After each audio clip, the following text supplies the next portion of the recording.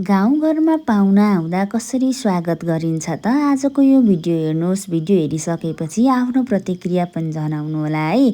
हाम्रो घरमा चाहिँ पाहुना आउनुभएको छ। उहाँहरूको लागि चाहिँ दाउराको आगोमा स्वादिलो चिकन करी र छिट्टो मिठोका लागि चाहिँ राइस कुकरमा तातो खाना तयार गरिरहेका छौँ। अनि आगोमा पोलेको टमाटरको अचारले त झनै स्वादमा मिठास ल्याउनेछ। यस्तै गाउँको स्वच्छ वातावरण, आफ्नोपन र स्वाद अनि परिवारसँगको रमाइलो क्षणले हरेक पल विशेष बनाइदिन्छ। हाम्रो घरमा चाहिँ साथी अनु र उहाँको आमा अनि आन्टी आउनुभएको छ दमकबाट। पहाड त्यो नि इलामको घुमघाममा पाहुनासँगै बसेर मिठो कुराकानी गर्दै नेपाली परम्परागत खानाको स्वाद लिने तर्खरमा छौँ हामी चाहिँ।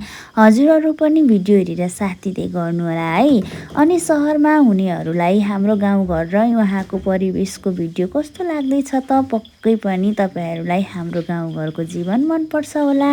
यदि यस्तो हो भने भिडियोलाई लाइक, कमेन्ट, सेयर, सब्सक्राइब गरेर चाहिँ साथ दिनुहोला है। आजको भिडियो चाहिँ यति। नेक्स्ट भिडियोमा भेट्छु। By by.